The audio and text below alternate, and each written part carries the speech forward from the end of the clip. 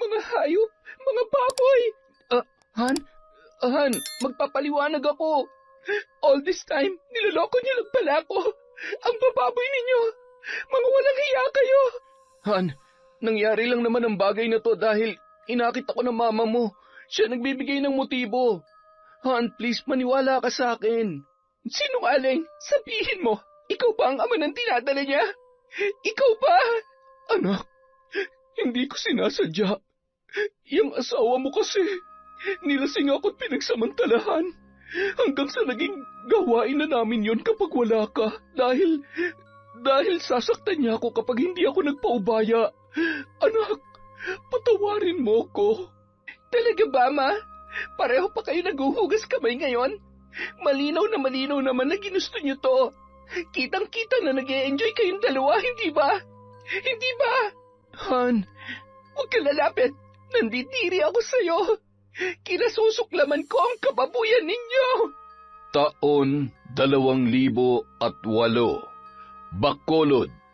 Mahigpit na niyakap ni Ivy ang kanyang mama Ellie na mahigit 1 taon na niyang hindi nakakasama.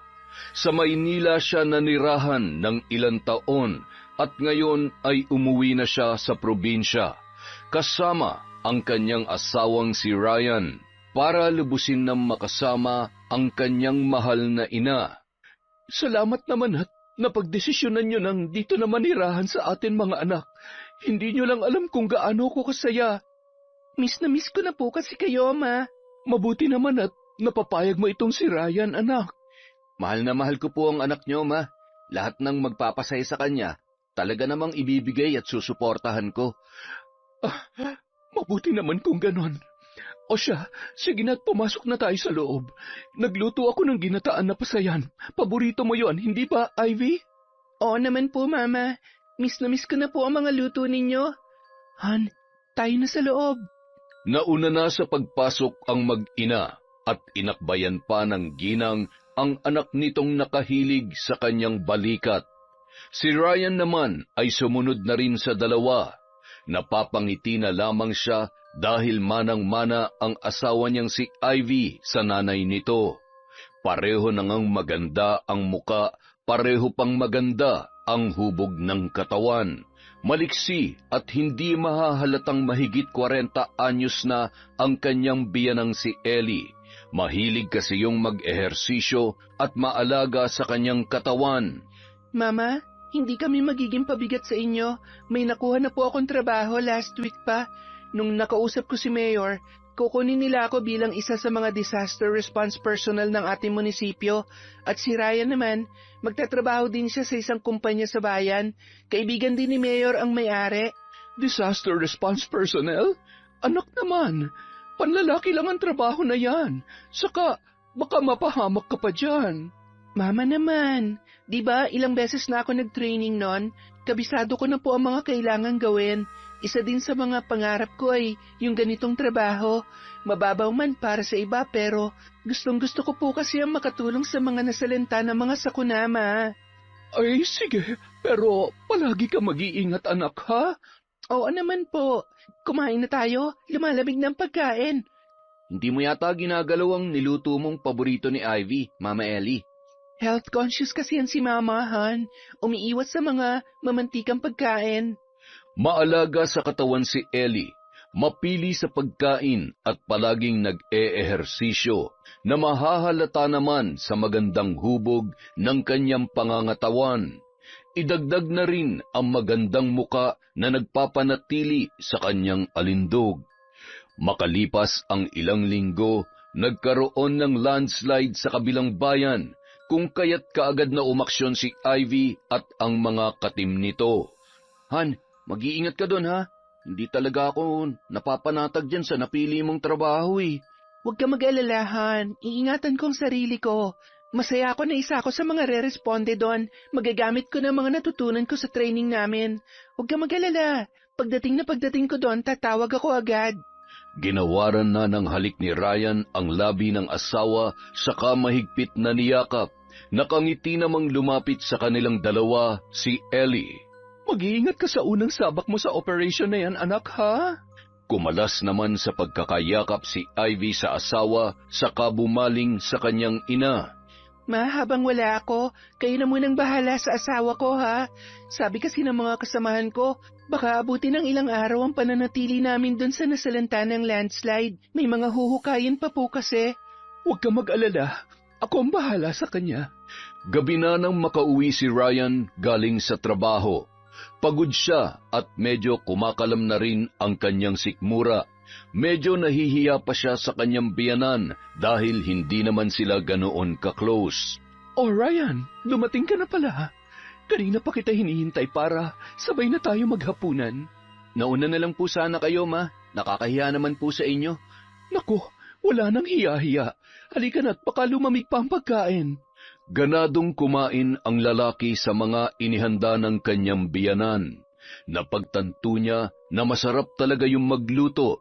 Manang-mana roon ang kanyang asawa. Sa loob ng 2 araw, si Ellie ang nag-aasikaso kay Ryan. Mula sa pagpaplansya ng mga damit, paglalaba at paghahanda ng pagkain. Salamat, ma, ha? Dahil sa inyo, para na rin akong inaalagaan ng asawa ko. Hindi na ako nahihirapan. Gigising na lang akong maliligo tapos kakain. Tapos pag uwi ko, handa na naman ang pagkain. Halos kayo na po ang gumagawa ng lahat dito. Naku Ryan, wala kang dapat ipagpasalamat. Anak na rin kita kaya obligasyon kong asikasuhin ka. Ay, siya nga pala, tumawag na ba si Ivy sa'yo? Hindi pa nga po eh. Nung nakausap ko siya, sabi niya baka hindi na muna natin siya makontak. Hirap daw po kasi ang signal dun sa lugar na pinuntahan nila. Ganoon ba? Mama Ellie, magpapaalam po sana ako. Mamayang gabi po, dadalo po ako sa birthday nung isa kong kasamahan sa trabaho. Baka mapasarap po ang inuman kaya umaga na po ako makakauwi. Sige lang Ryan, walang problema. Salamat po. Kinahapunan. Nagulat si Ellie nang datnan si Ryan sa loob ng bahay na may kasamang isang lalaki. Kagagaling lang niya sa gym. Akala ko ba may lakad ka ngayon? Sumaglit lang po ako para magbihis. Siya nga pala, ma, si Ruben po. Kasamahan ko po sa trabaho. Magandang hapon po, ma'am. Parang Ryan, hindi mo naman sinabi sa akin na maganda pala ang biyanan mo. Oo naman. Maganda talaga yan si Mama Ellie, pare. Huwag niyo nga akong binobola. Hindi nakakatawa yan. Pasensya na po pero nagsasabi lang po ako ng totoo, ma'am. Napangiti na lamang si Ellie sa sinabing yon ni Ruben. Sanay na siyang makarinig ng ganoong mga komento mula sa iba. At nagagalak din naman ang kanyang puso.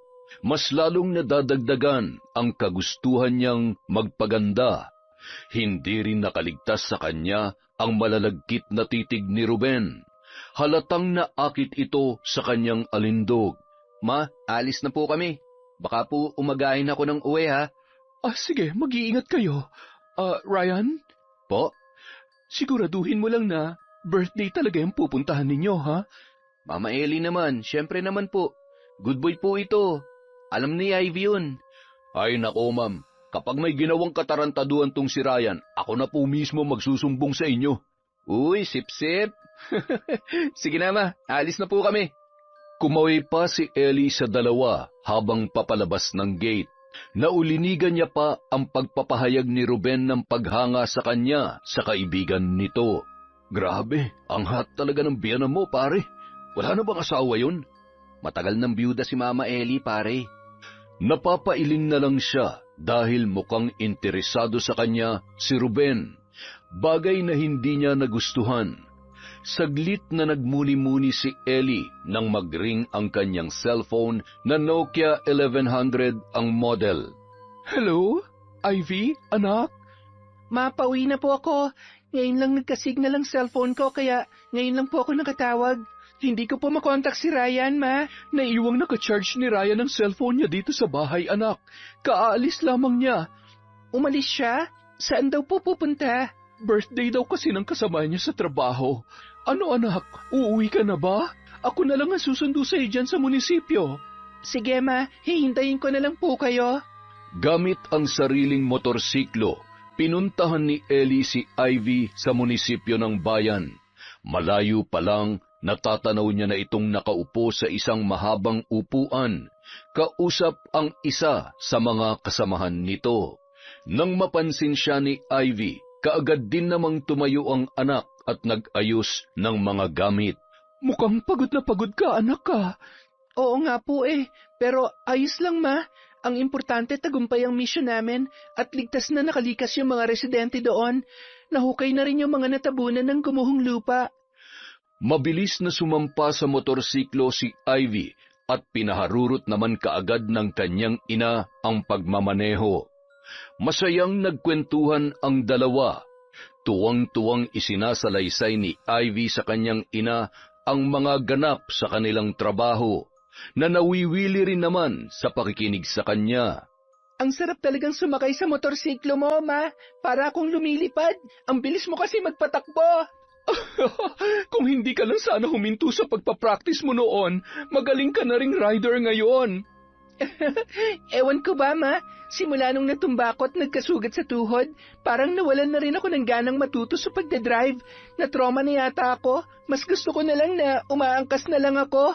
Ma, naiihi na po ako. Tamang-tama. Magpapagas lang din ako sandali. May gasoline station dyan sa malapit. Nang makalabas na si Ivy mula sa loob ng CR ng gasoline station, hinanap ng kanyang mga mata ang kanyang ina. Nakita niyang nakatayo yon malapit sa motor at siya ay hinihintay. Napangiti naman si Ivy habang nakatingin doon. Kakikitaan talaga ang mama niya ng kagandahan. Hindi bumabagay ang edad nito sa hubog ng kanyang pangangatawan. Lagi rin itong napagkakamalang kapatid niya dahil magkamukha sila. Sexy yun kung manamit na laging nakaluwa ang cleavage at laging nakasuot ng leggings. Bilang anak nito, hindi niya kinakahiya ang style ng kanyang ina. Bagkus ay proud na proud pa siya. Nang makita siya nito, ay nagmamadali ng lumapit sa kanya si Ellie. Ang hot mo, ma. Nakita mo yung mata ng mga gasoline boys? Parang luluwa na sa kakatitig dyan sa ano nyo? Saan, anak? Sa harapan ng leggings nyo. Hayaan mo silang maglaway. Libre tingin, bawal ang hawak. Baka mapanis, ganun. Hay nako, napakapilya nyo talaga. Wala naman kasi akong paki sa kanila, anak.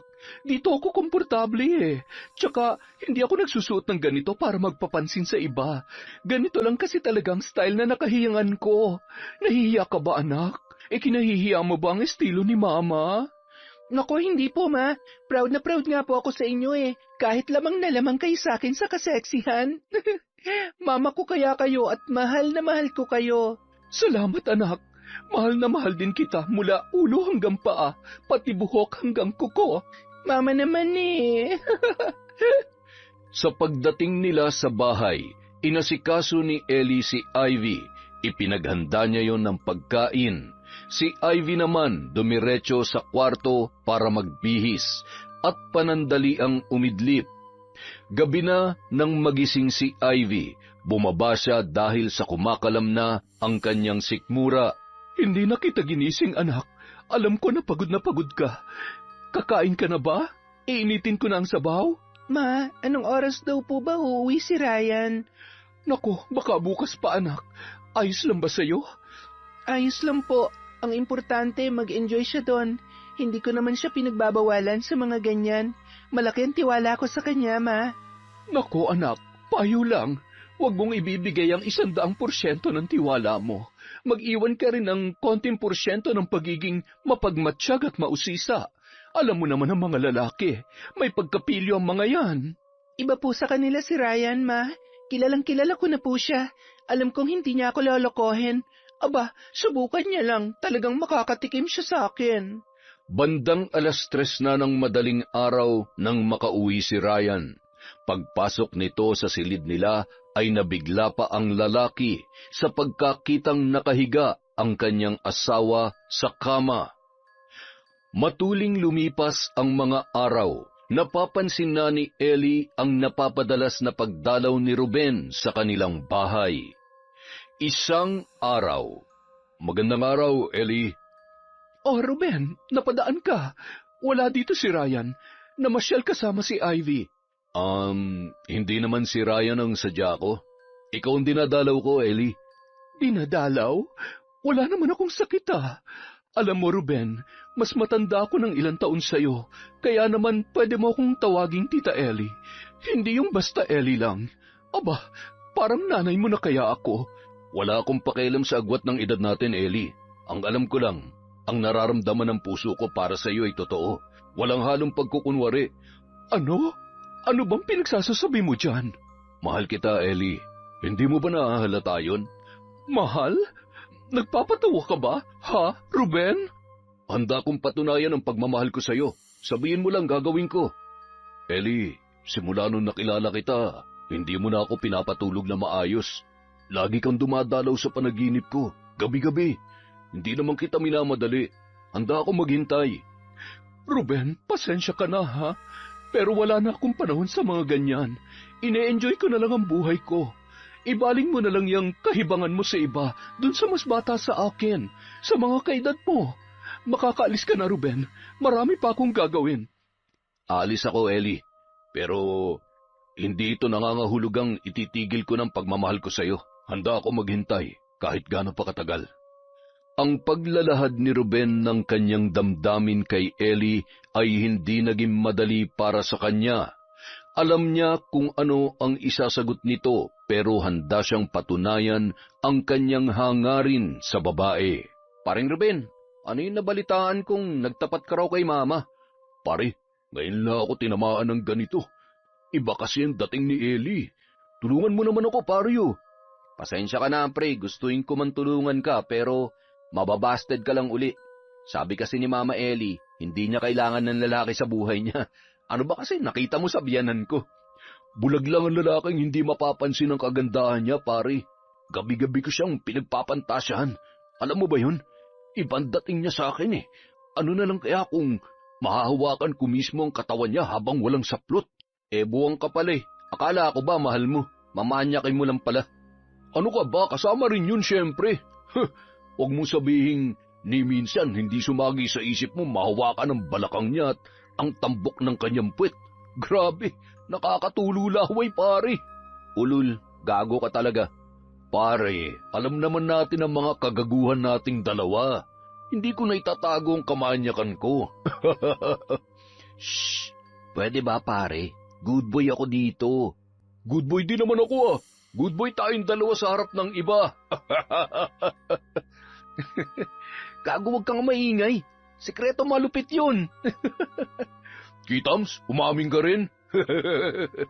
Isang araw na walang pasok si Ryan sa trabaho. Maaga siyang nagising para asikasuhin ang asawa. Siya na rin ang naghatid kay Ivy sa kanyang pinagtatrabahuhan. Pag-uwi, naisipan niyang magsibak ng kahoy para pagpawisan. Naghubad siya ng t-shirt matapos iayos ang mga sisibaking panggatong. Nag-unat-unat pa siya sandali bago sinimulan ang naisipang gawain. Pansin ni Ryan ang pares ng mga matang nakatitig sa kanya. Alam niyang kanina pa siya sinusundan ng tingin ni Ellie na tila ba namamangha sa kanyang kakisigan. Napangiti na lamang ang lalaki nang sulyapan niyang muli ang kanyang biyanan, na bigla na lamang ibinaling sa ibang bagay ang tingin. Mukhang kursunada ako ng biyanan kong to ah. Parang may pinapahiwatig yung mga titig niya. Makalipas ang ilang sandali, nakita niyang lumabas si Ellie sa kanilang gate. Base sa suot nito, mukhang magja-jogging ang babae. Nasa kalagitnaan na siya ng pagsisibak nang bumalik ang kanyang biyanan. Ma, akala ko ba magja-jogging kayo? Oo nga sana eh. Kaso, ewan ko ba, bigla na lamang ako nahilo. Ayos lang ba kayo, ma? Ma? Biglang natumba si Ellie na kaagad namang nilapitan ni Ryan. Nahimatay ang babae. Nataranta naman si Ryan at hindi niya alam kung ano ang kanyang dapat gawin. Kaya minabuti na lamang niyang buhatin yon at ipinasok sa loob ng bahay. Ma? Mama Ellie? Ha? Anong nangyari? Nahimatay po yata kayo saglit. Ah, Nahihilo pa rin ako. Pakikuha mo naman ako ng tubig, oh. Tumalima naman si Ryan sa utos ng biyanan. Pagbalik niya ay inisang lagok ng babae ang tubig na nasa basong ibinigay niya. Maayos na po bang pakiramdam niyo? Magpapahinga lang ako dun sa kwarto ko. Mawawala rin tong pagkahilo ko. Sobra na yata kayo sa pagdadayet. Baka gutom lang po yan. Aalalayan ko na po kayo. Baka matumba po kayo. At dahan-dahan nang inalalayan ni Brian ang kanyang biyanan hanggang sa paghiga nito sa kama. Kaagad na pumikit ang mga mata ng babae habang patihayang dumagan ang katawan sa malambot na higaan. Bahagya pa yung tumagilid kaya nalantad ang umbok ng dibdib nito na napakaputi. Nakasuot kasi yon ng V-neck na t-shirt. Hindi mapigilan ni Ryan na titigan ang maamong muka ni Ellie, hanggang sa bumaba ang kanyang tingin sa matambok noong dibdib. Napatitig pa siya sa bumabakat na suot nitong leggings, hanggang sa napalunok na lamang ang lalaki. Biglang nag-init ang kanyang pakiramdam. Agad siyang lumabas sa silid ng kanyang biyanan. Pumasok agad sa banyo at doon ay pinakawalan ang rumaragasang init mula sa kanyang kalooban. Lintik, nakaisa ka sa akin, Mama Elia. Ginising mo, natutulog na si Junior. Sa kanilang pananghalian, ipinagluto ni Ryan si Ellie. Hinatid niya pa sa kwarto ang pagkain na yun. Ma, kain na po. Saka inumin niyo na rin tong gamot na binili ko. Pampawala po yan ng hilo. Nagpasalamat naman sa kanya ang babae. Walang kaalam-alam si Ellie na pinagpapantasyahan na siya ng kanyang manugang. Isang araw, muling nagkaroon ng emergency. Kailangang manatili ni Ivy sa evacuation area ng mga nasalanta ng bagyo sa karatig bayan. 1 linggo o higit pa ang pananatili niya doon. Paano ba yan, Han? Mukhang matatagalan bago tayo makabuo nito. Lagi ka kasing umaalis eh. Tapos pagod ka rin lagi. Gusto ko na magkaroon ng anak, Han. Ako rin naman. Kaso sa uri ng trabaho ko, talagang hindi tayo gabi-gabi magkakatabi sa pagtulog. Alam mo naman, di ba? Kailangan kami kapag ganitong may emergency. So, paano ba yan?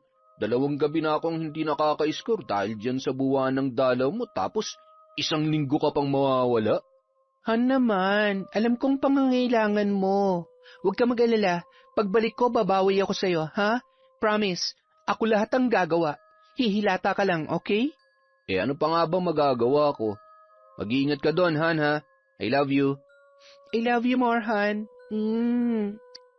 Samantala, kagagaling lang ni Ellie sa bahay ng kanyang kumare nang madatnan niya si Ruben at Ryan na nagiinuman sa kanilang likod bahay. Magandang hapon, Ellie.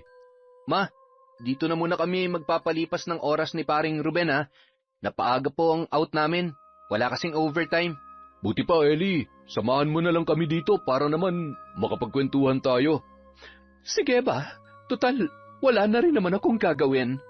Yun! Oh, sa'yo na tong shot na to. Agad-agad? Kararating ko lang Hindi ba pwedeng huminga? Welcome shot mo lang yan.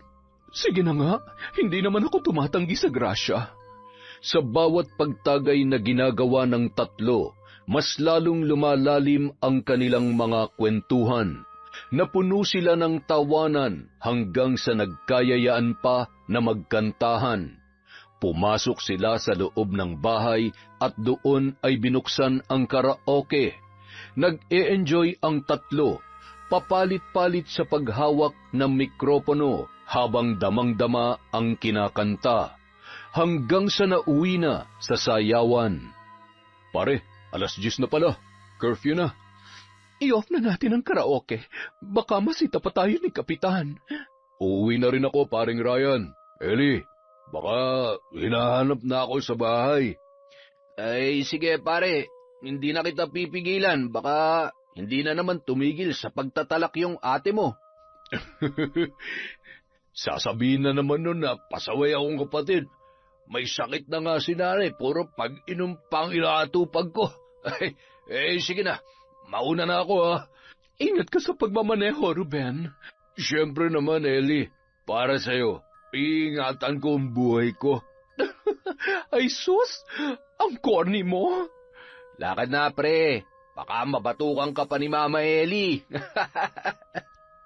Nang makaalis na si Ruben, pumasok na ang dalawa sa loob ng bahay. Matutulog ka na ba, Ryan? Kayo ba? Matutulog na po ba kayo? Hindi pa ako inaantok eh.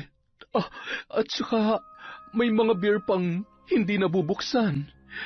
Palagay ko, nauuhaw pa ako. Aba, magkakasundo tayo dyan, ma. Ituloy na natin ang inuman.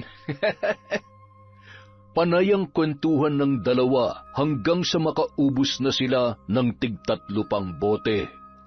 Wait lamang, Ryan. Naiihi lang ako. Sige lang, ma. Makakapaghintay naman ang baso. Paggewang-gewang na nagtungo sa CR si Ellie. Hilong-hilo na siya dulot ng tama ng alak.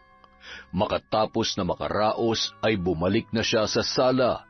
Kapansin-pansin na rin ang pagkaduling ni Ryan.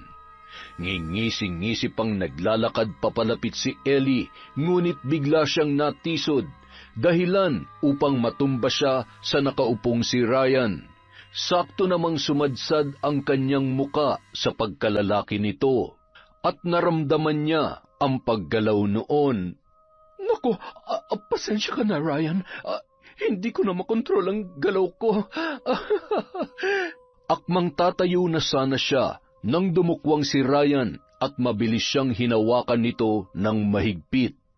Nang una ay tila pumalagpas si Ellie, ngunit kalaunan ay unti-unti na rin siyang bumigay, hanggang sa tinangay na sila ng kanilang mga nag-aalab na damdamin, patungo sa mundong sila lamang dalawa ang tao, kapwa uhaw at nananabik sa katawan ng isa't isa. Ilang beses na naganap ang mainit na tagpo sa pagitan nilang dalawa ng gabing yun.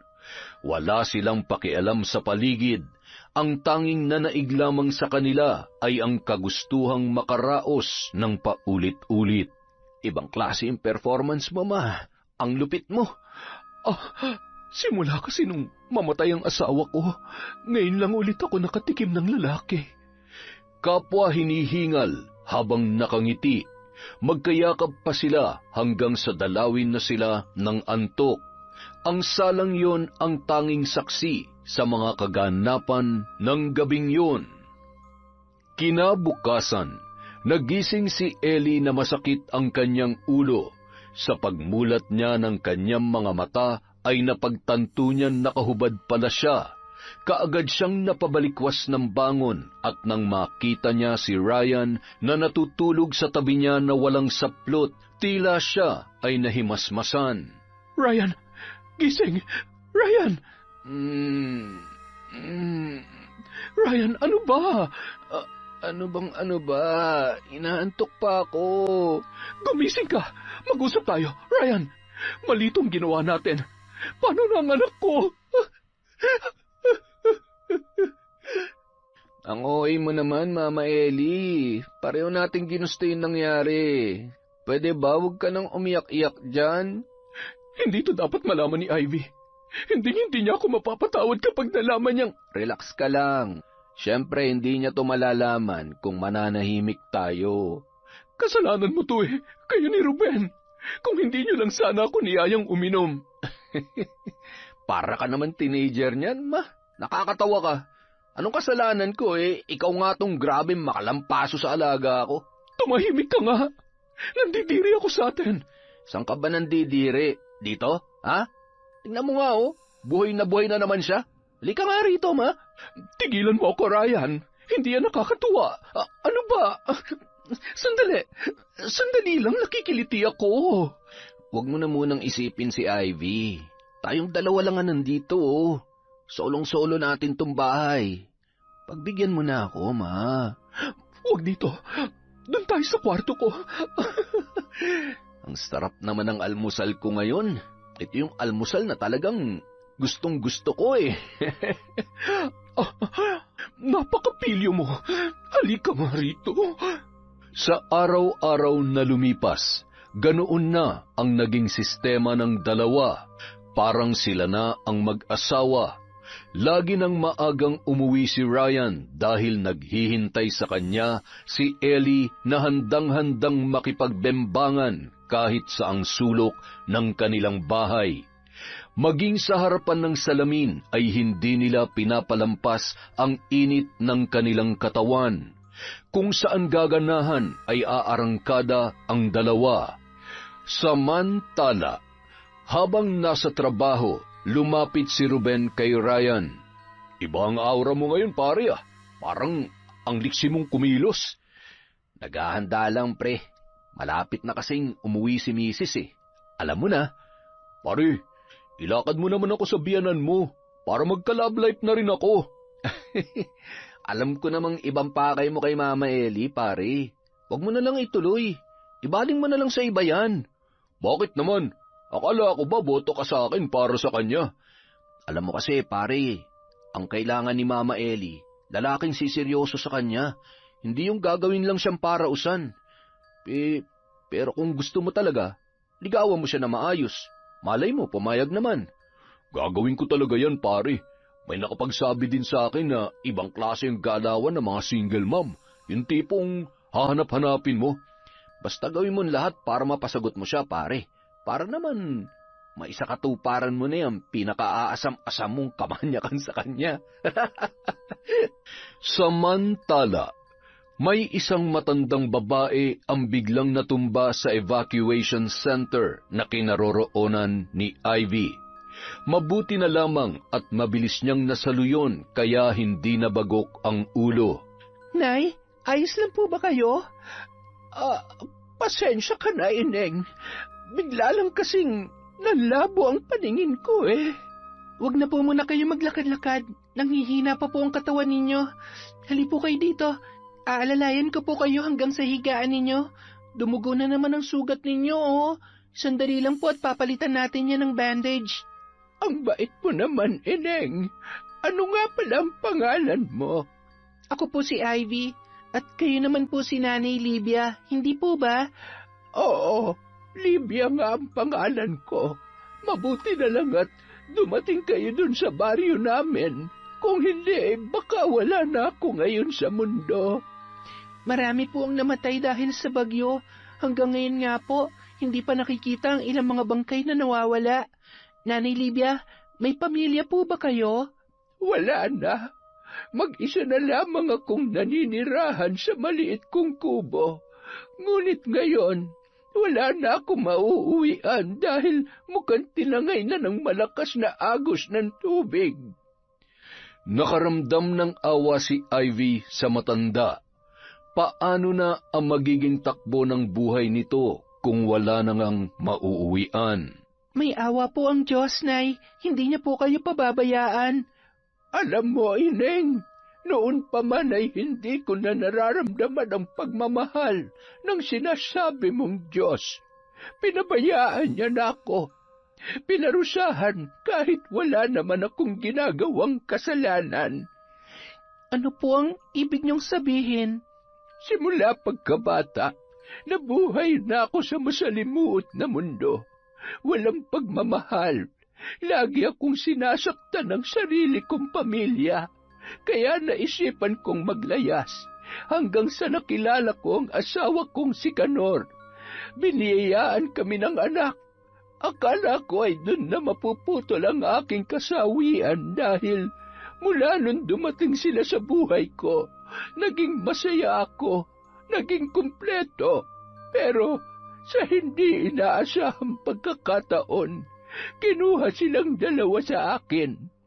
Nagkasakit sila at hindi na nalunasan kaya nauwi sa kanilang kasawian. Walang paglagyan ng sakit na naramdaman ko noon at magpahanggang sa ngayon ay dala-dala ko pa rin ang hinanakit sa Panginoon.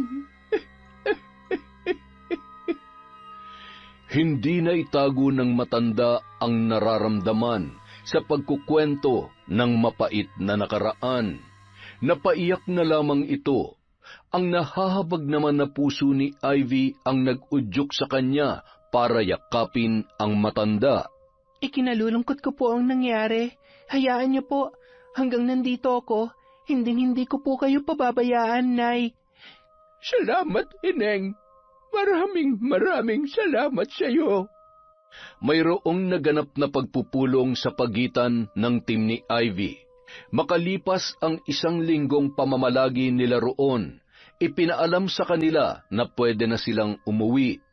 Pero kung may gustong magpaiwan ay mas makabubuti naman.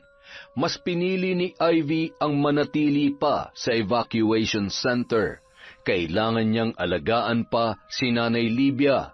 Mahina pa rin kasi ang matanda at ayaw niyang iwan yon sa ganoong sitwasyon. Napamahal sa kanya ang matanda. Araw-araw naman siyang tumatawag sa asawa't ina para mangumusta.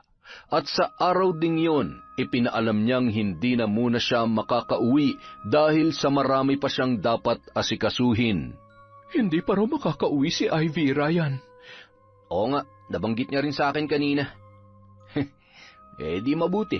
Mas mapapaligaya pa natin ang isa't isa. Nakukonsensya na ako sa anak ko.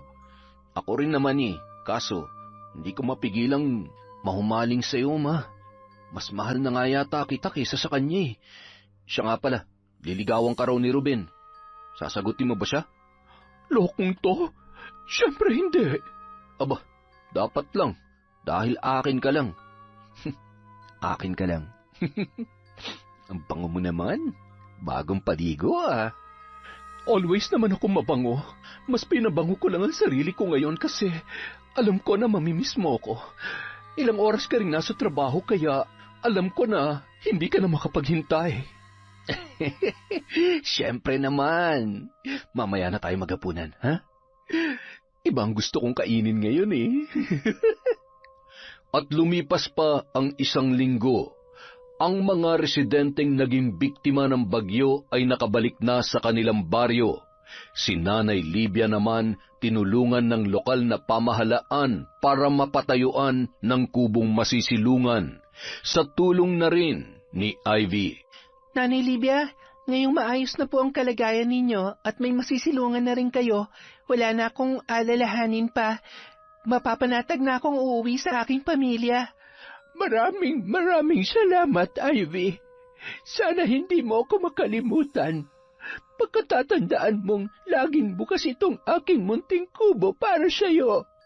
Huwag po kayong mag-alala, dadalaw-dalawin ko po kayo kapag nagkaroon ng oras at hindi masyadong busy sa trabaho.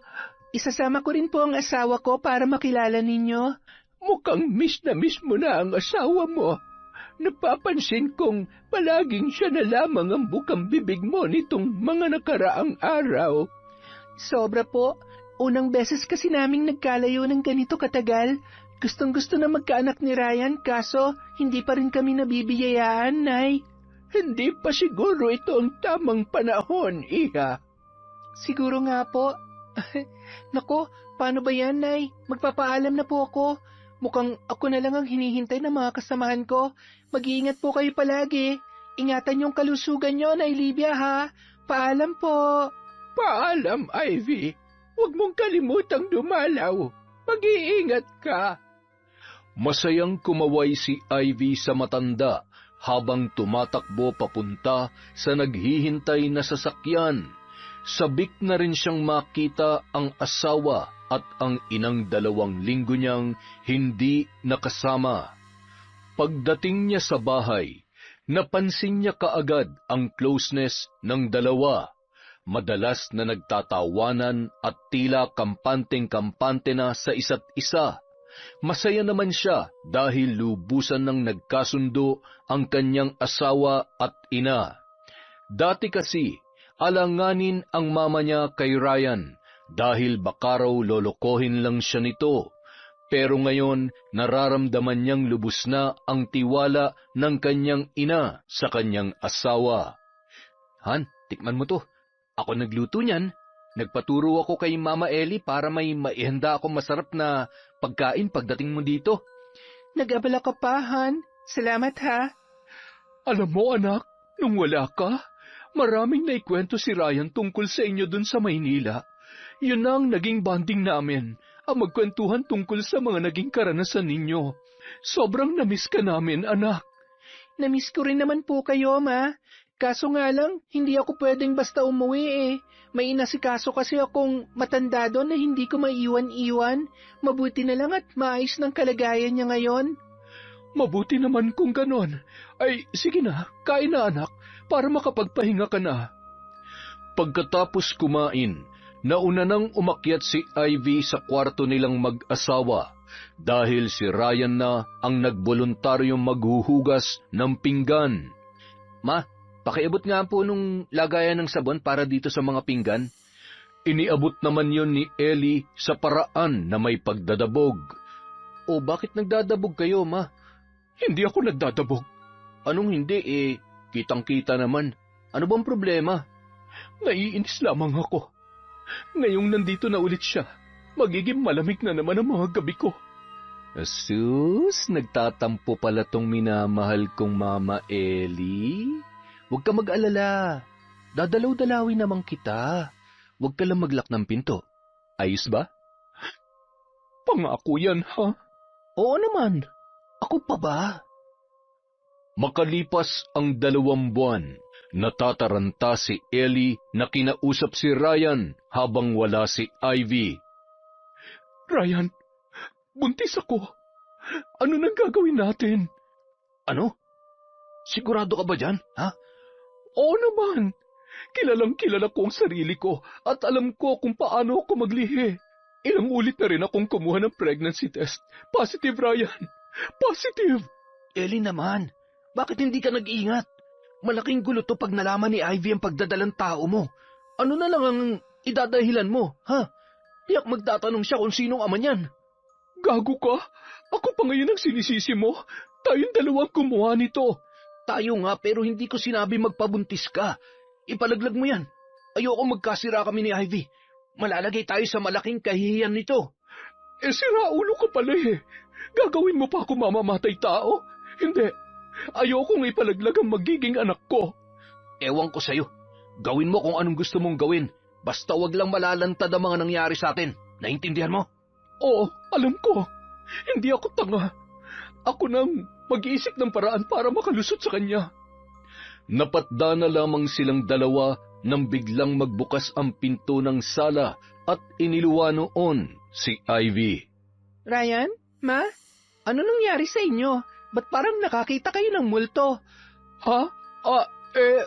Wala, anak. Kanina ka pa ba dyan, Han? Hindi naman. Kalalabas ko lang. Ang weird niyo naman. Pareho kayong namumutla. Nagulat lamang kami. Ano kasi, anak nag-uusap kami ni Ryan tungkol dun sa napanood naming horror movie. Dun sa part na sobrang nakakatakot. Tapos biglang nagbukas yung pinto, kaya nagulat kami pareho. Tama yun, Han. Alam mo naman, matatakutin ako sa mga multo. Kailan ka pa nagsimulang manood ng horror movies, Han? Si Mama Ellie kasi mahilig manood, kaya nung wala ka, nakinood na rin ako. Nahinlibangan na namin yun. Oo nga, tama. Isang gabi, nagising si Ivy na wala si Ryan sa kanyang tabi. Hinanap niya ang asawa sa loob ng kanilang banyo, ngunit wala rin yun doon. Sa pagbukas niya ng pinto sa kanilang silid, narinig niya ang malakas na tunog mula sa telebisyon. Pinakinggan niya yung mabuti at napagtantong mukhang horror movie ang nakasalang. Han? Wala siyang narinig na tugon mula dito. Kaya hinanap niya yun sa sala, ngunit wala rin siyang nakitang tao doon. Nasaan kaya ang lalaking yon? Bigla siyang napalingon sa kwarto ng kanyang mama nang marinig ang pagkalampag. Sa pag-aalala na baka kung ano ang nangyari sa kanyang ina, ay kaagad niyang tinungo ang loob noon. Ma? Ma, ano nangyayari dyan? Ma? Makalipas ang ilang segundo, Nagbukas ang pinto ng silid ni Ellie. Iniluwa noon ang asawa niyang si Ryan, nakahubad ng pang-itaas na damit at magulo ang buhok. Pawisan din ang lalaki. Han, anong ginagawa mo sa kwarto ni Mama? May ahas na nakapasok doon, Han. Sinubukan kong hulihin at patayin. Kaso nawala na lang bigla nung pumasok sa sulok eh. Hinahanap ko nga eh. Pasensya ka na anak. Sobrang natakot kasi ako sa ahas. Kaya nagpatulong ako kay Ryan. Ganun ba? Nako, Ma, kailangan na siguro nating mag-general cleaning dito sa bahay. Marami na ring damo na matataas sa labas. Baka pinamumugaran na nga yun ng ahas. Tara na, Han. Akyat na tayo. Pero baka nandyan pa yung ahas, Han. Baka matuklaw si Mama. Wala na yun. Nasisiguro kung wala na siya sa loob. Sige, Ma. Akyat na kami ni Ivy, ha? Sige. Pakipatay na lamang yung TV, mga anak. Bago tumalikod si Ryan kay Ellie, kumindat pa ito sa babae. Kinikilig naman ng umiti si Ellie saka sinara ang pinto ng kanyang kwarto. Samantala, isang umaga, nagtataka si Ivy sa ikinikilos ng kanyang ina. Nagtatakip ito ng ilong habang nagluluto ng agahan. Panay rin ang diin nito sa sikmura. Ma, ayos ka lang ba? Oo naman, anak. Napatakbo naman kaagad si Ellie sa lababo para sumuka. Ngunit laway lamang ang lumabas mula sa kanya. Masama bang pakiramdam mo, Ma? Hindi naman, anak. Baka may nakain lamang ako kaya sumama ang tiyan ko. Nga pala, ano tong niluluto nyo? Ang bango Adobong baboy yan, anak. Kaso, hindi ko gusto yung amoy, pero gusto kong kumain yan. Hindi ba ayaw na ayaw nyo sa mga mamantikang pagkain? Pati nga sa rice, hinay-hinay lamang kayo. Bakit parang nag-iba yata yung mga gusto nyo, Ma? Ha? Tumatanda na ako, anak. Kaya naisip kong tikman ang mga putahing nagpapatakam sa karamihan. Oo, tama, yun nga. Ma? Buntis ka ba? Namilog ang mga mata ni Ellie nang tanungin siya ng kanyang anak. Nakakunot pa ang noo nito na tila ba naniniguro sa kanyang isasagot. Sorry, anak. Sinong ama? Wala ka naman pinapakilalang boyfriend sa amin. Pasensya ka na, Ivy. Hindi ko pa pwedeng sabihin sa ngayon. Masyadong komplikado ang bagay na ito. Han, ang bango naman ng niluluto nyo. Amoy na amoy sa loob ng bahay at sobrang nakakatakam. Bakit? May problema ba? Nakalukot yata yung mga mukha ninyo. Buntis si Mama, Han. Buntis? Bahagyang sinipat ni Ryan si Ellie at pinukulan ng masamang tingin. Maiintindihan niyo naman ako kung hindi ko muna ipapaalam sa inyo kung sinong ama nitong dinadala ko. Hindi ba, mga anak? Pero Ma, pamilya tayo. Anak mo ko. Karapatan kong malaman kung sino. Han, unawain na muna natin si Mama. Baka lang hindi pa siya talaga handa. Hindi handa? Baka naman hindi siya kayang panagutan ng lalaking nakabuntis sa kanya, kaya naglilihim siya sa atin. Ma, magsabi ka lang, hindi naman kita itatakwil. Ano man ang desisyon niya, igalang na lang muna natin, Han. Isa pa, kung hindi man siya panagutan ng lalaki, andito naman tayo para sa kanya, at saka para sa bata. Hindi na lamang umimik si Ivy. Kahit hindi niya gusto ang nangyari sa ina, sinubukan niyang unawain yon. Kahit galit siya, ay pinilit niyang pakalmahin ang kanyang sarili. May operasyon ng team namin bukas. Baka sa susunod na araw pang uwi ko. Sana naman, pagbalik ko, magsabi ka na sa akin, Ma. Ipakilala mo na sa akin kung sino man ang taong yon. Kung ano man ang bumabagabag sa'yo, ipagsawalang bahala mo na lang. Ang gusto ko lang naman ay, ang mapubuti ka, Ma. Kinabukasan, hindi mapakali si Ivy pagdating niya sa kanyang area. Hindi niya maipaliwanag ang nararamdaman. Naroong parang lalagnatin siya at binabayo ng kaba. Ivy, mukhang wala ka sa mood ah. Mabuti pa, huwag ka na lang munang sumama sa operation natin ngayon. Magpahinga ka na muna sa inyo. Baka kung ano pa mangyari sa iyo dun kapag ka tumuloy ka. Kaya ko naman, sir. Kaso parang may pumipigil sa akin eh. Kaya nga umuwi ka na muna sa inyo. Mas mabuti na yung safe ka, kasamang pamilya mo. Maraming salamat po, sir. Bandang tanghali na nang makauwi si Ivy sa kanila.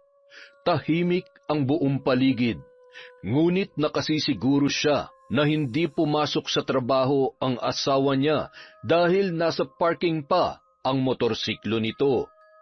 Ang bumabayong kaba sa dibdib ni Ivy ay naroon pa rin, at sa puntong yon, pakiramdam niya ay mas lalong lumalakas ang pagkabog noon. Dahan-dahan siyang pumasok sa loob ng bahay. Pinakiramdaman niya ang buong paligid. Saglit siyang napahinto sa paglalakad nang may mahagip ang kanyang tenga na mga ungol na nagmumula sa silid ng kanyang ina. Biglang napakunot ang noo ng babae.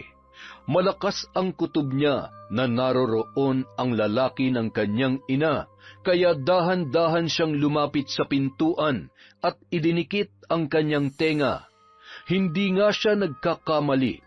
Base sa mga ungol na naririnig niya ay may ginagawang kahalayan ang Mama Ellie niya sa loob ng kwarto. Ngayon malalaman ko na kung sinong lalaki mo, Mama. Hindi mo na ito maitatago sa akin. Malakas ang loob niyang pinihit ang seradura ng pintuan. Nais niyang makita kung sino ang lalaki na kinahuhumalingan ng kanyang ina. Subalit tila binuhusan siya ng malamig na tubig nang tumambad sa kanyang harapan ang asawa at ang kanyang ina na hubot-hubad habang naglalaro ng apoy sa ibabaw ng kama. Mga hayop! Mga baboy! Han, magpapaliwanag ako! All this time niloloko niyo lang pala ako! Ang bababoy niyo! Mga walang hiya! Han, nangyari mga bagay nito dahil inakit ako ng mama mo. Siya nagbibigay ng motibo. Han, please, maniwala ka sa akin. Umigkas ang palad ni Ivy sa mukha ni Ryan. Isang malakas na sampal ang gumulantang dito. Sinungaling, sabihin mo, ikaw ba ang ama ng dinadala niya? Ikaw ba? Anak, hindi ko sinasadya. Yung asawa mo kasi, nilasing ako at pinagsamantalahan hanggang sa naging gawain na namin kung wala ka. Dahil sinasaktan niya ako kung hindi ako magpapaubaya. Anak, patawarin mo ko. Talaga ba, Ama? Pareho pa kayo naghuhugas kamay ngayon? Malinaw naman na ginusto niyo to. Kitang-kita naman na nag-enjoy kayong dalawa, hindi ba? Hindi ba? Han! Huwag kang lumapit! Nandidiri ako sa inyo! Kinasusuklaman ko ang kababuyan ninyo! Malakas na ibinalya ni Ivy ang pintuan, habang naiwan naman ang dalawa sa loob na nakatigagal. Katulad sa mga nag-uunahang mga luha ni Ivy ang bilis ng kanyang paghakbang papalayo sa kanilang bahay. Parang pinagsakluban siya ng langit at lupa nung mga sandaling yun. Tuloy-tuloy lang ang kanyang paglalakad habang napupuno ng matinding sakit ang kanyang damdamin. Nang makakita ng isang punong kahoy, huminto siya roon upang sumilong sa lilim. Wala siyang pakialam sa mga dumaraang sasakyan, maging sa mga taong napapatingin sa kanyang gawi. Humahagulhol siya ng husto, habang yakap-yakap ang sariling nakaupo sa malaking ugat ng puno. Hindi niya alam kung ano ang gagawin. Wala siya sa matinong pag-iisip para payapain ang sarili na parabang nakakulong sa loob ng isang kahon at hindi alam kung paano lalabas. Nasasadlak siya sa kadilimang hatid ng matinding pagdurusa, puot at paghihinagpis. Hindi niya alam kung ilang oras na ang inilagi niya sa ilalim ng punong yon. Ngunit nang mapagtantong sumasapit na ang takip silim, nagpasya na siyang puntahan si Nanay Libia sa kabilang bayan. Tanging ang matanda lamang ang naisip niyang taong makakapitan niya sa sitwasyon na yon, dahil alam niyang handa yung makinig at dumamay sa kanya. Ivy, salamat naman at napadalaw ka, anak. Nay, anong nangyari? Halika sa loob. Pag-usapan natin kung ano yung pinagdaraanan mo ngayon. Kasabay ng masaganang luha, ikinwento niya sa matanda ang lahat ng kanyang natuklasan. Inilahad niya kung gaano siya nasasaktan dahil sa kataksilan ng kanyang sariling ina at asawa. Ngayon ko lang po napagtagni-tagni ang lahat, Nay. Minsan ko na silang nahuli pero napaniwala nila akong may nakapasok lang na ahas sa kwarto ni Mama. Kaya nandoon din sa loob si Ryan. Ang tanga-tanga ko. Ahas pala ni Ryan na nakapasok sa butas ni Mama. Umiyak ka lamang, anak. Ibuhos mo lang ang lahat ng sakit na nararamdaman mo para makapag-isip ka ng maayos kung ano ang magiging sunod mong hakbang. Nang gabing yon, si Nanay Libia ang naging kandungan ni Ivy. Ang lahat ng gusto niyang sabihin sa asawa at sa ina ay sinabi niya sa matanda. Inilabas niya ang lahat ng kanyang sama ng loob sa pamamagitan ng pag-iyak at pagsigaw. Habang si Nanay Libia naman nakikinig lang sa kanya, panay hagod sa kanyang likuran. Umiyak lang siya ng umiyak hanggang sa ang kanyang mga mata ay kusa ng napagod at kalaunay pumikit para matulog. Paggising niya kinabukasan, namumugto ang kanyang mga mata. Wala siyang ganang kumilos, nanatili lamang siyang nakahiga habang nakatitig sa kisame. Ivy, anak, kumain ka na. Makakasama sa kalusugan mo ang malipasan ng gutom. 9:00 na ng umaga, wala pang laman yan tiyan mo. Hindi po ako nagugutom, Nay. Wala na akong ganang kumain. Nawalan na ako ng gana sa lahat ng bagay. Ay, sige. Pero kapag nakaramdam ka ng gutom, may magsabi ka lamang, ha? Nanay Libia, ano kaya ang magandang gawin para makaganti ako sa kanila? Makakaya mo bang pasakitan ng dalawang yon? Walang kapatawaran ang ginawa nila sa akin. Sobrang sakit. Sarili kong inaahas ang aking asawa. Ang lalaking pinagkakatiwalaan ng husto, minahal, siya rin palang wawasak sa aking pagkatao. Kung ako man ang nasa sitwasyon mo ngayon, hinding-hindi rin ako makakatulog. Kung hindi ako makakaganti, paano sila magagantihan, Nay? Para maranasan nila ang sakit na pinalasap nila sa akin. Nadudurog ang puso ko kapag nakikita kitang umiiyak ng ganyan. Parang tunay na kitang anak. Huwag ka mag-alala. Gagawa ako ng paraan para maranasan nila ng doble ang mga paghihirap mo. Ano po yun? Paano po?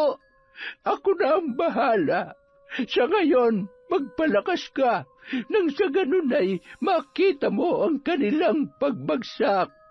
Samantala, nagtatalo naman sina Ryan at Ellie sa loob ng bahay dahil sa mga nangyari. Kung hindi ka lang sana nangati kahapon, hindi sana malalaman ni Ivy ang namamagitan sa atin. Bah, ako pa talagang idiniin mo? Bakit? Sino ba sa atin ang naunang nagmalinis? Hindi ba ikaw? Kasalanan mo ton lahat. Kung sinunod mo na lang sana ang sinabi kong ipalaglag ang batang niyan, di sana hindi nalaman ni Ivy na buntis ka. Ang bobo mo kasi. Ganon. Ako pa ang bobo. Hoy, kung gumamit ka lang sana ng kondom, wala sanang batang mabubuo dito sa sinapupunan ko. Hoy, Ellie, huwag mong ipasa sa akin ang katangahan mo. Baka nakakalimutan mong parausan lang kita. Mas mahal kong asawa ko kaysa sa'yo. Anong sinabi mo? Bingi ka ba? Ang sabi ko, para usan lang kita, hindi kita mahal. Naintindihan mo? Isang malakas na sampal ang dumapo sa pisngi ni Ryan. Nanginginig sa galit si Ellie dahil sa mga sinabi nito. Buong akala niya ay siya ang pipiliin ng lalaki. Dahil sa makailang ulit na siya nitong sinabihang mahal na mahal siya, higit pa kay Ivy. Walang hiya ka! Pinaasa mo lang pala ako! Bakit? Sino ba ang siseryoso sa'yo? Akala mo ba may magmamahal ng totoo sa isang matandang katulad mo? Kahit pa sabihin maganda ka at sexy, hindi mo pa rin mapapabata ang edad mo. Umiiyak si Ellie habang binabayo ng suntok ang dibdib ni Ryan. Pilit naman siyang tinutulak ng lalaki, ngunit hindi siya nagpapatinag. Sa galit ni Ryan dahil sa mga pinaggagawa niya rito, napagbuhatan siya nito ng kamay. Pinagsusuntok siya ni Ryan at makailang ulit na tinadyakan. Ngayon, malinaw na ba sa'yo? Na kahit kailan hindi kita pipiliin? Katawan mo lang ang habol ko. Hindi ko pinangarap na bumuo ng pamilya kasamang isang matandang katulad mo. Ambisyosa. Wala nang nagawa pa si Ellie nang lisanin ni Ryan ang kanyang pamamahay. Humagulhol na lamang siya sa isang sulok dahil sa natamong sakit dulot ng pambubugbog nito. Patuloy pa rin sa pagtatrabaho si Ivy. Mahigit 1 linggo na rin ang lumipas mula nung malaman niya ang katotohanan. Sa tuwing wala silang importanteng operasyon, kay Nanay Livia siya umuuwi. Ilang beses na rin siyang dinalaw ni Ryan doon, pero hindi niya binibigyan ng panahon upang makausap ang lalaki. Nitapunan ng tingin ay hindi niya rin ginagawa. Ivy, lumabas ka na riyan. Wala nang asawa mo. Alam mo, Ivy, kung ano man ang inyong problema, pag-usapan yung dalawa. Hindi makakatulong kung lagi ka na lang iiwas at magtatago. Sir, malaking kasalanan niya sa akin. Hindi ko pa pwedeng i-share sa inyo. Masyadong komplikado ang sitwasyon namin. Basta, hindi ko siya mapapatawad sa ginawa niya. Ako ay nagpapayo lamang naman. Nasa iyo naman ang pagpapasya. Siya nga pala. Kumusta na ang mama mo? Nagkasabay kasi kami noon nakaraan. Nagpa-check up kasi yung apo ko. Tapos, nakita ko mama mo. Ang dami niyang pasa at may black eye pa. Pasa? Black eye? Oo, hindi mo ba alam? Natahimik na lamang ang babae dahil sa tinuran ng kanyang kasamahan. Kung ganon, totoo kayang sinasaktan ni Ryan si Mama? Napagpasyahan ni Ivy na magmasid sa kanilang bahay. Nagtanong-tanong din siya sa ilang mga kapitbahay tungkol sa kanyang mama. Iisa lang ang sagot na nakuha niya sa mga yon. Mag-isa lang si Ellie sa kanilang bahay. Minsan na lang lumabas at wala nang nakakakita pa kay Ryan na umuuwi roon. Dahil sa kanyang nabalitaan, nakaramdam ng kaunting kirot sa puso si Ivy para sa kanyang ina. Kung hindi na nakatira doon si Ryan, ibig sabihin, iniwan na nito ang kanyang mama. Pero may sumagi sa kanyang isip na baka planado lang ng dalawa ang lahat upang hindi maghinala ang kanilang mga kapitbahay, para hindi sila lubusang mapahiya. Sa pag-uwi niya kay Nanay Livia, muli niyang inusisa ang matanda tungkol sa sinabi nito nung nakaraan. Nanay Livia, paano ko po sila magagantihan? Buo na ba ang pasya mong maghiganti sa kanila, anak? Opo. Ano po bang paraan ang alam ninyo? May kaalaman ako tungkol sa pampabarang. Pinakatatago-tago ko yung lihim.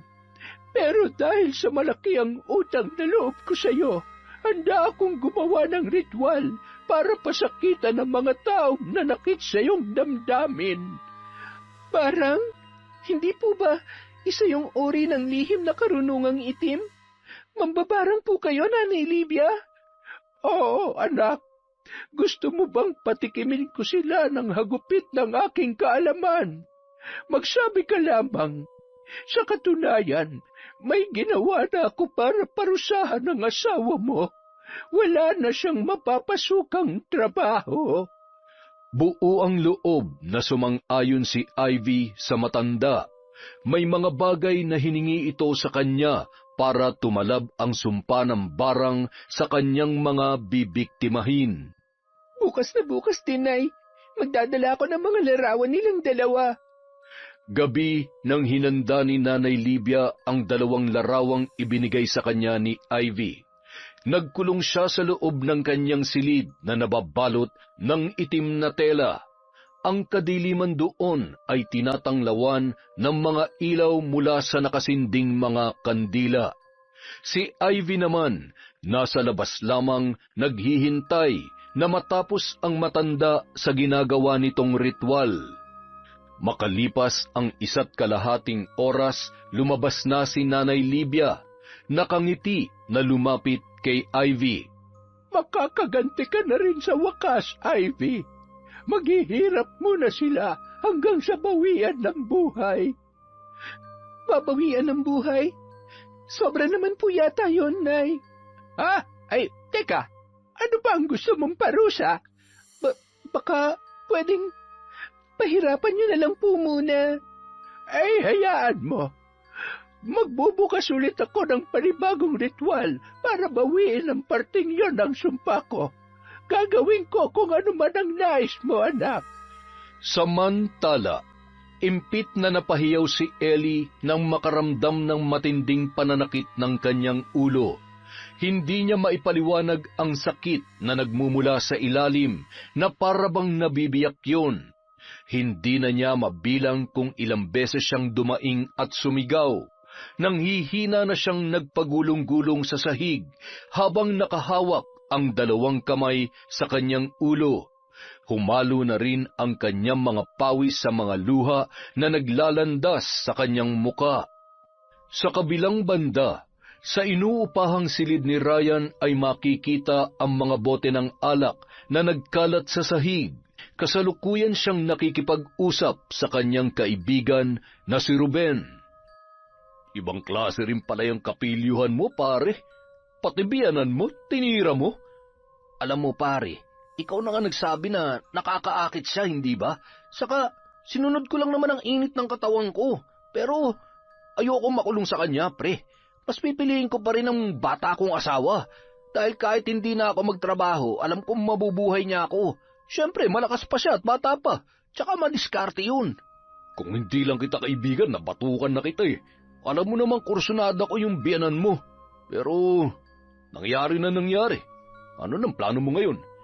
Gusto kong magkabalikan kami ni Ivy, pare. Wala naman akong babalikan pa sa Maynila.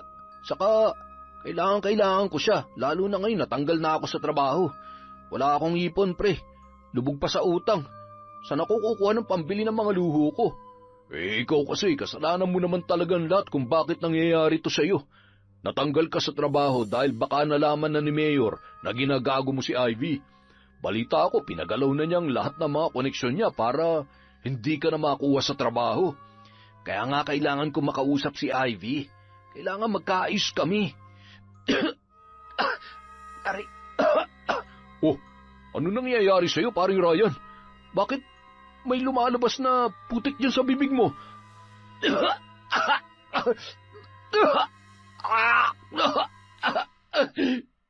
Sa bawat pag-ubo ni Ryan ay bumubulwak ang putik sa kanyang bibig.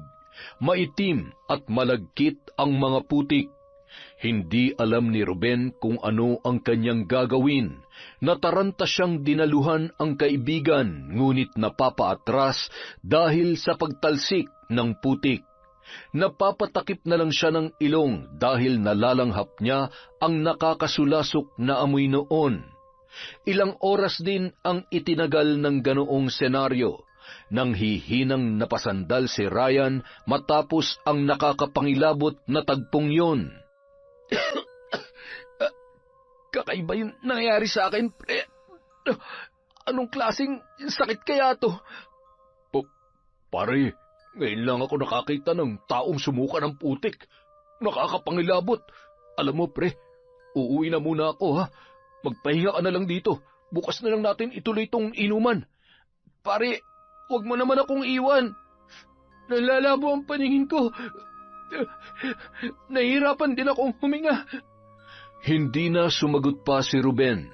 Narinig na lang ni Ryan ang pagkalampag ng pintuan kung saan lumabas ang kanyang kaibigan.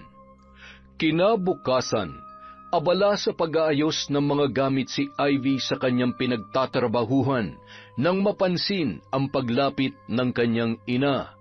Hindi niya sana kikibuin yun, kaya kaagad siyang naghanap ng paraan para makaiwas. Subalit kaagad na humarang ang ginang sa kanyang daraanan. Anak, mag-usap naman tayo. Akmang lalagpasan niya na sana ito, ngunit hinawakan siya ng babae ng mahigpit. Anak, alam kong nagkasala ako sa iyo at sobra akong nagsisisi sa mga nagawa ko. Ang unang nangyari sa amin ni Ryan ay bunga lang ng tama ng alak. Kinausap ko siya, sabi ko, mali ang nagawa namin. Pero, imbis na magsisi siya, inulit-ulit pa niya ang kasalanang yun. Siyempre, sa pahintulot ko rin. Hindi ko ito sinasabi sa iyo para magmalinis o kung ano pa man. Ang gusto ko lamang ay malaman mo ang katotohanan. Pilit na pinipigilan ni Ivy ang namumuong luha sa kanyang mga mata habang nakikinig sa mga sinasabi ng kanyang ina. Akala ko minahal niya ako. Ilang ulit din niya kasing sinabi yon. Ilang ulit na ipinadama sa akin na espesyal ako para sa kanya at nakahihigit sa iyo. Hanggang sa nahuli mo kami at doon ko nalaman na isa lang pala akong parausan para sa kanya. Dahil ikaw pa rin ang pinipili niya, anak. Sinaktan niya ako. Nadurog ang puso ko sa pag-iwan niya sa akin.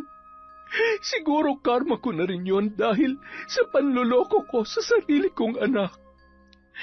At saan mo naman nakuha mga pasa at black eye mo? Na nakita ng kasamahan kong nakasabay mo dun sa ospital.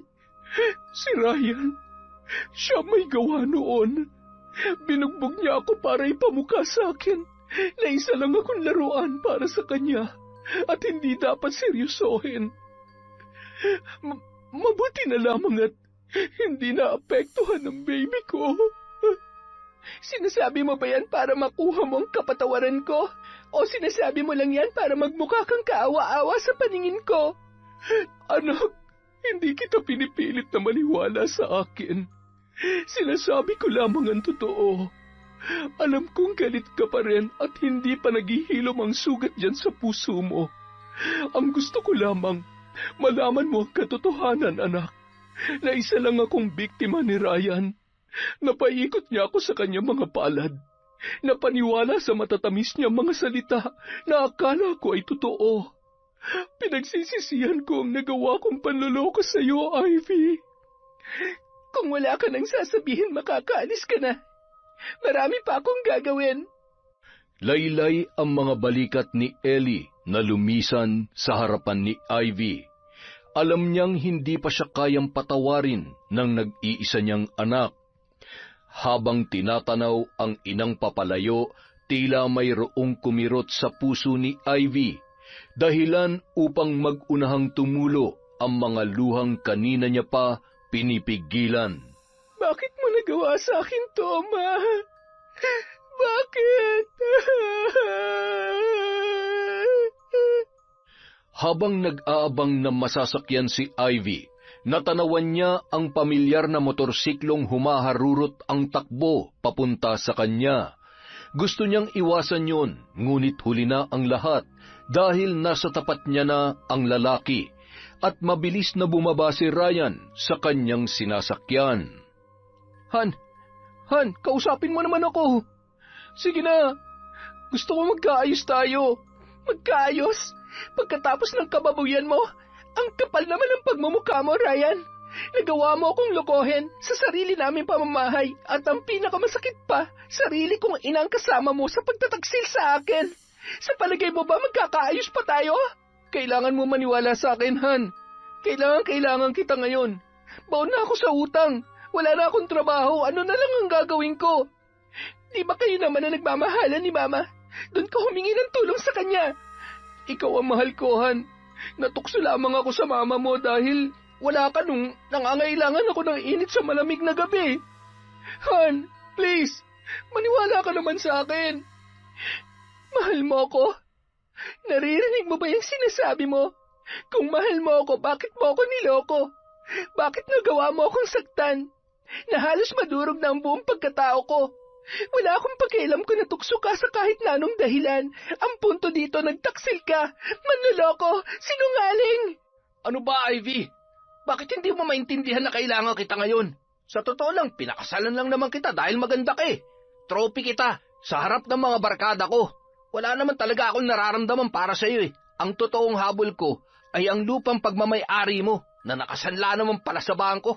Wala ka naman talagang kwente. Hindi mo nga ako mabigyan ng anak. Eh di lumabas din ang totoo. Pinakita mo din ang tunay na kulay mo. Pareho kayo ng nanay mong walang kwenta. Magsama kayong dalawa. Mabilis na sumakay si Ryan sa motorsiklo at pinaharurot yun papalayo sa kanya. Naiwan naman si Ivy na punong-puno ng galit at nababalot ng pait. Habang nakasakay sa jeep, isang babae ang kumalabit sa kanya. Mawalang galang na. Ikaw yung asawa ni Ryan, hindi ba? Ha? Bakit po? Dati niya akong kasamahan sa trabaho. Alam mo, hindi ko na sana to sasabihin kaso babae rin ako eh. Nasasaktan ako para sa'yo. Ano pong ibig niyong sabihin? Bantayan mo yung asawa mo. Mahilig kasing makipagharutan sa mga chicks yan. Nakita ko na rin kasi siya minsan na pumasok sa motel kasama nung isang kasamahan namin. Mukhang mahilig siya sa sexy at magaganda. Hindi alam ni Ivy kung ano ang isasagot niya sa babae. Ngayon niya lang napatunayan na dati na pala siyang niloloko ng kanyang asawa kasama ang ibang mga babae. Samantala, Anak, namumugto ang mga mata mo. Anong nangyari? Nanay Livia, kinasusuklaman ko si Ryan. Gusto ko siya magdusa hanggang sa mamatay siya. Namumuhi ako sa kahayupan niya. inilahad ni Ivy ang lahat ng kanyang mga nalaman sa matanda habang patuloy ang kanyang pagluha. Nalugmok siya ng husto dahil sa sakit na dulot ng kawalang hiyaan ni Ryan. Tahimik lang na nakikinig si Nanay Livia, ngunit hindi rin nakaligtas sa mga mata ni Ivy ang galit na nararamdaman nito para sa lalaki. Humanda siya. Ngayong gabi, dadanasin niya ang sakit na walang katumbas. Isusumpa niya ang araw na isinilang pa siya sa mundo. Ang kasawian ng iyong puso ay siya ring kasawian ng kanyang buhay. Ipaparanas ko sa kanya ang parusang nagmumula sa isang mambabarang. Samantala, muling nagpakalunod sa alak si Ryan. Hindi niya alam kung paano lulutasin ang kanyang problema sa pera. Wala na nga siyang pantustos sa kanyang bisyo ay nawalan pa siya ng pag-asa na magkabalikan sila ni Ivy. Ryan, tanga-tanga mo. Bakit ka ba nagpadala sa bugso ng damdamin? Sabi mo tuloy kay Ivy ang lahat. Oh, ano ka ngayon? Ha? Sino na mag-aon sa iyo sa pagkabaon sa utang? Matapos sermonan ang sarili, tinungga ni Ryan ang bote ng alak. Nagsindi rin siya ng sigarilyo at hit-hit buga ng paulit-ulit. Siraulo ka talaga. Hoy, bakit bigla na brown out, ha? Sa gitna ng dilim, naramdaman ni Ryan na parang binuhusan siya ng maraming maliliit na insekto sa buong katawan. Nangati siya ng husto na halos mapagulong na sa sahig dahil doon. Damang-dama niya ang paggapang ng mga insektong hindi niya makita kung anong uri. Pinagpag niya ang sarili ng paulit-ulit, ngunit tila hindi naman nababawasan ang mga insektong nanalasa sa kanya. Bisit, ano na naman ang mga to? Wala siyang tigil sa pagpagpag nang biglang bumalik ang ilaw. Kaagad niyang sinipat ang sarili at napagtantong wala namang gumagapang na mga insekto. Ay, lasing na siguro ako. Ano ba itong iniinom ko, ha? Hindi na ako bibili nito, akala mo? Ay, mabuti ba makatulog na nga lang? Sa kalagitnaan ng kanyang pagtulog, biglang naramdaman ni Ryan ang marahang pagsakal sa kanya na nagdulot ng sunod-sunod na pag-ubo. Bigla siyang naalimpungatan, sapu-sapu ang dibdib na bumangon. Makaraan ang ilang saglit, suminghut-singhut siya sa paligid. Nagtataka kung bakit nakakalanghap siya ng amoy ng nasusunog na kandila. Luminga siya sa 4 na sulok ng kanyang silid para siguruhin kung may kandila nga ba roon. Ngunit wala naman siyang makita. Nanuot ang amoy noon sa kanyang ilong, dahilan upang siya ay mahirapan huminga. Leche, ba't ito nangyayari sa akin? Bakit parang...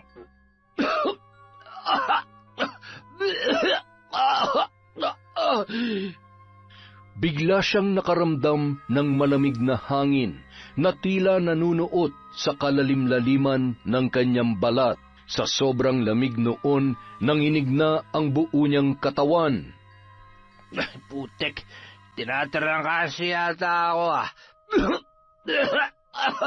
Kapag minamalas ka nga naman, oo. Akmang ihahakbang na sana ni Ryan ang kanyang mga paa nang muli na namang sumalakay ang matinding pangangati sa kanyang katawan. At sa pagkakataong yun, sinabayan pa ng pamamantal ang kanyang balat. Hindi magkamayaw sa pangangati ang lalaki, hanggang sa bigla na naman siyang inubo. Bumulwak ang masaganang dugo mula sa kanyang bibig na nagpasindak sa kanya. Namilog ang kanyang mga mata dahil sa hindi makapaniwala sa mga nangyayari. Walang tigil ang pagsuka niya ng dugo, kasabay ng walang humpay na pangangati. Sa isang iglap lamang, biglang natigil ang pangangating yon, gayon din ang pagsuka niya ng dugo. Subalit sumalakay naman ang matinding kirot sa kanyang lalamunan. Parang may bumara doon na kahit paglunok ng laway ay hindi niya magawa. Pinilit niyang ilabas kung anuman ang nasa loob ng kanyang lalamunan. Makailang ulit niyang kinalikot ang sariling bibig para sumuka. Ilang sandali pa, naramdaman niya na lamang na parang hinihila ang kanyang dila. Napapikit siya dahil sa labis na sakit. Hindi niya alam kung ano ang nangyayari sa kanya. Ang alam niya lamang ay tila persadong hinihila ang kanyang dila papalabas ng kanyang bunganga. Nagulat na lamang siya nang yun ay maputol. Nakita niya pa ang pagkalaglag nito sa sahig. Pumulandit ang masaganang dugo na pumuno sa kanyang bunganga. Ilang sandali pa, bigla na lamang nanikip ang kanyang dibdib. Nasapo niya yun at mahigpit na hinawakan.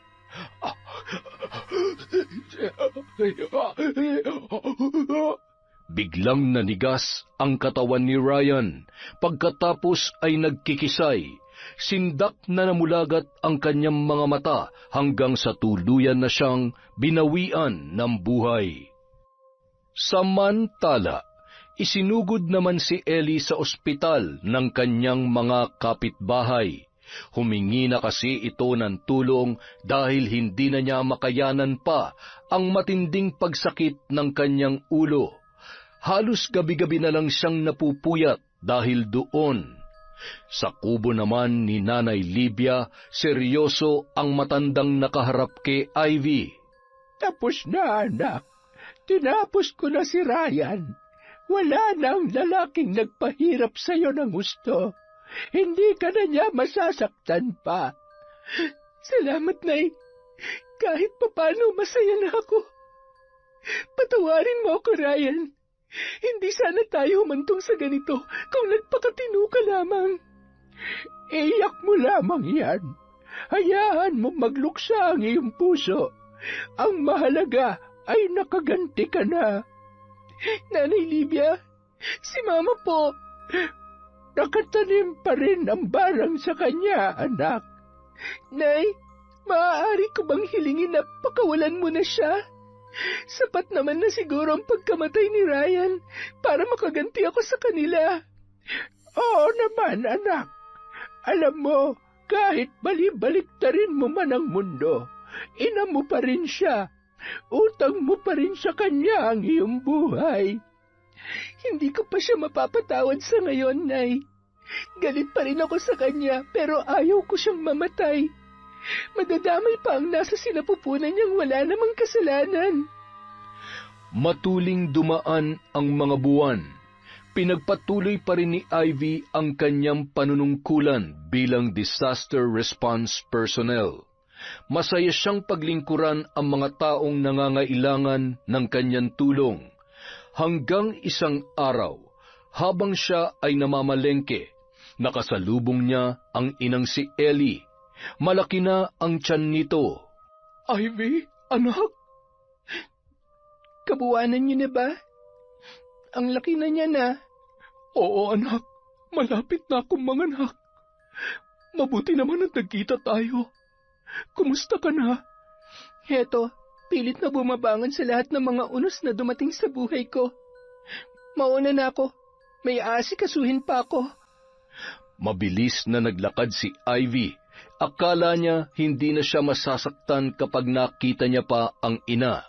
Nagkamali pala siya dahil bumalik na naman ang sakit na kanyang nararamdaman noon.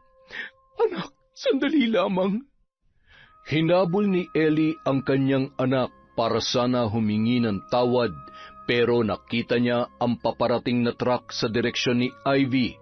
Mukhang hindi yun napansin ni Ivy dahil parang naglalakad ito na wala sa sarili. Ivy, anak! Malakas na itinulak ni Ellie ang babae papunta sa gilid ng daan, subalit siya naman ang nabangga ng sasakyan. Masyadong mabilis ang mga pangyayari. Nakita na lamang ni Ivy ang inang duguan na nakahandusay sa kalsada. Ma! Pagdating sa ospital, naghihingalong humingi ng tawad si Ellie sa kanyang anak. Anak, sana'y mapatawad mo si Mama, ha? Mahal na mahal kita, Ivy. Anak ko. Saka na tayo mag-usap paglabas mo ng operating room, Ma. Hihintayin kita. Magpakatatag ka para sa akin at para sa baby. Ilang oras din ang hinintay ni Ivy bago nakausap ang doktor na nagsagawa ng operasyon sa kanyang ina. Pagkatapos ay nanlulumo siyang napaupo dahil hindi na naisalba pa ng mga doktor ang kanyang nanay. Pero nagawa naman nilang iligtas ang sanggol. Sa paglipas ng mga taon, si Ivy na ang kinilalang ina ng batang ipinanganak ni Ellie. Wala na siyang balak na ipaalam dito kung ano ang totoo nitong pagkatao. Mahal na mahal niya ang kanyang kapatid at si Nanay Libia ang naging katuwang niya sa pagpapalaki ng bata na pinangalanan niyang Ellie. Yon! Isa na naman pong malupit na kwento.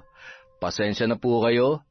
Marami pong ginagawa si Enteng ngayon. Sa susunod na po ang ating shoutout. Babawi po ako. Pasensya na po. Salamat.